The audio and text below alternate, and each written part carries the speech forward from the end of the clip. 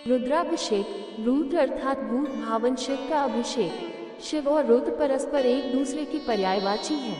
शिव को ही रुद्र कहा जाता है क्योंकि ऋतम दुख हम द्रावयति नाशयति रुद्र, यानी कि शिव सभी दुखों को नष्ट कर देते हैं। हमारे धर्म ग्रंथों के अनुसार हमारे द्वारा किए गए पाप ही हमारे दुखों के कारण हैं। रुद्रार्चन और रुद्राभिषेक से हमारे कुंडली से पातक कर्म एवं महापातक भी जलकर भस्म हो जाते हैं और साधक में शिवत्व का उदय होता है तथा भगवान शिव का शुभ आशीर्वाद भक्त को प्राप्त होता है और उनके सभी मनोरथ पूर्ण होते हैं। ऐसा कहा जाता है कि एकमात्र सदाशिव रुद्र के पूजन से सभी देवताओं की पूजा स्वतः हो जाती है। रुद्र हृदय उपनिषद में शिव के बारे में कहा गया है कि सर्वदेवात्म को रुद्र सवेदेवा शिवात्म का अर्थात सभी देवताओं की आत्मा में रुद्र उपस्थित हैं और सभी देवता रुद्र की आत्मा हैं। हमारे शास्त्रों में विविध कामनाओं की पूर्ति के लिए रुद्राभिषेक के पूजन के निमित्त अनेक द्रव्यों तथा पूजन सामग्री को बताया गया है। साधक रुद्राभिषेक पूजन विभिन्न विधि से तथा विविध मनोरथ को लेकर करते हैं। किसी खास मनोरथ की पूर्ति के लिए तदनुसार पूजन सामग्री तथा विधि से रुद्राभिषेक की जाती है। रुद्राभिषेक के विभिन्न पूजन के लाभ इस प्रकार हैं। जल से अभिषेक करने पर वर्षा होती है। असाध्य रोगों को शांत करने के लिए कुशोदक से रुद्राभिषेक करें। भवन वाहन के लिए दही से रुद्राभिषेक करें। लक्ष्मी प्राप्ति के लिए गन्ने के रस से रुद्राभिषेक करें। धन वृद्धि के लिए शहद एवं घी से अभिषेक करें। तीर्थ के जल से अभिषेक करने पर मोक्ष की प्राप्ति होती है। इत्र मिले जल से अभिषेक करने से बीमारी नष्ट होती है।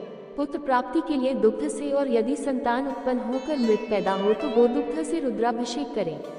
रुद्राभिषेक से योग्य तथा विद्वान संतान की प्राप्ति होती है। रुद्राभिषेक से योग्य तथा विद्वान संतान की प्राप्ति होती है। ज्वर की शांति हेतु शीतल जल गंगाजल से रुद्राभिषेक करें।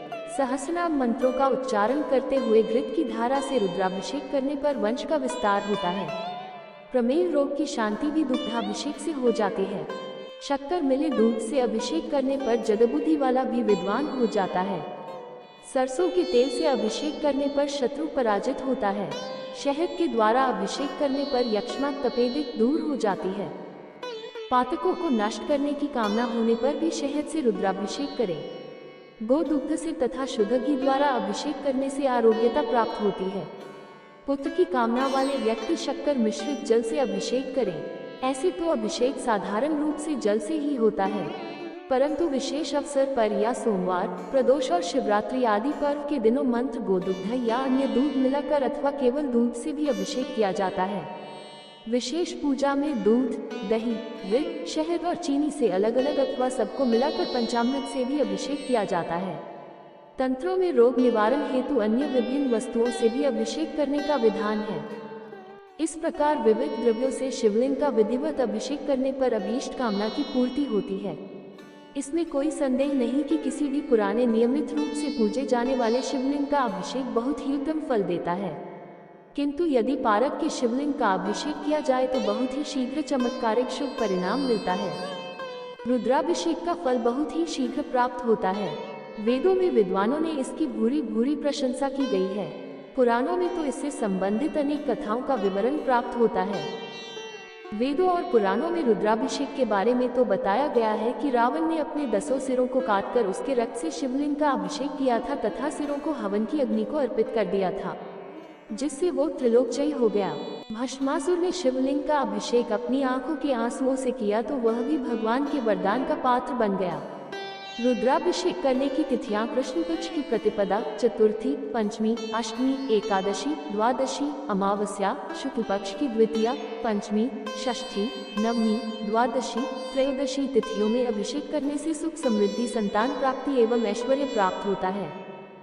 ग्रह कलेश, व्यापार में नुकसान, शिक्षा में रुकावट, सभी कार्यों की बाधाओं को दूर करने के लिए रुद्राभिषेक आपके अभीष्ट सिद्धि के लिए फलदायक है। किसी कामना से किए जाने वाले रुद्राभिषेक में शिव वास का विचार करने पर अनुष्ठान अवश्य सफल होता है और मनोवांछित फल प्राप्त होता है। प्रत्येक मास के कृष्ण पक्ष की प्रतिपदा, अष्टमी, अमावस्या तथा शुक्ल पक्ष की द्वितीया व नवमी के दिन भगवान शिव माता गौरी के साथ होते हैं। इस तिथि में रुद्राभिषेक करने से सुख समृद्धि उपलब्ध होती है। कृष्ण पक्ष की चतुर्थी, एकादशी तथा शुक्ल पक्ष की पंचमी व द्वादशी तिथियों में भगवान शंकर कैलाश पर्वत पर होते हैं और उनकी अनुकंपा से परिवार में आनंद मंगल होता है। कृष्ण पक्ष की पंचमी, द्वादशी तथा शुक्ल पक्ष की षष्ठी व त्रयोदशी तिथियों में महादेव नंदी पर सवार होकर संपूर्ण विश्व में भ्रमण करते हैं। अतः इन तिथियों में रुद्राभिषेक करने पर अभीष्ट सिद्ध होता है। कृष्ण पक्ष की सप्तमी, चतुर्दशी तथा शुक्ल पक्ष की प्रतिपदा, अष्टमी, पूर्णिमा में भगवान महाकाल शमशान में समाधिस्थ रहते हैं। अतएव इन तिथियों में किसी कामना की पूर्ति के लिए किए जाने वाले रुद्राभिषेक में आवाहन करने पर उनकी साधना भंग होती है, जिससे अभिषेककर्ता पर विपत्ति आ सकती है। कृष्ण पक्ष की द्वितीया, नवमी तथा शुक्ल पक्ष की तृतीया व दशमी में महादेव देवताओं की सभा में उनकी समस्याएं सुनते हैं। इन तिथियों में सकौम अनुष्ठान करने पर संताप या दुख मिलता है। कृष्ण पक्ष की तृतीया, दशमी तथा शुक्ल पक्ष की चतुर्थी व एकादशी में सदाशिव क्रीडारत रहते हैं। इन तिथियों में सकौम रुद्रार्चन संतान को कष्ट प्रदान करते हैं। कृष्ण पक्ष की षष्ठी, त्रयोदशी तथा शुक्ल पक्ष की सप्तमी व चतुर्दशी में रुद्रदेव भोजन करते हैं। इन तिथियों में सांसारिक कामना से किया गया रुद्राभिषेक पीड़ा देते हैं। ज्योतिर्लिंग क्षेत्र एवं तीर्थस्थान में तथा शिवरात्रि, प्रदोष, श्रावण के सोमवार आदि पर्वों में शिववास का विचार किए बिना भी रुद्राभिषेक किया जा सकता है। वस्तुतः शिवलिंग का अभिषेक आशुतोष शिव को शीघ्र प्रसन्न करके साधक को उनका कृपा पात्र बना देता है और उनकी सारी समस्याएं स्वतः समाप्त हो जाती हैं। अतः हम ये कह सकते हैं कि रुद्राभिषेक से मनुष्य के सारे पाप ताप धुल जाते हैं। स्वयं सृष्टिकर्ता ब्रह्मा ने भी कहा है कि जब हम अभिषेक करते हैं तो स्वयं महादेव साक्षात उस अभिषेक को ग्रहण करते हैं।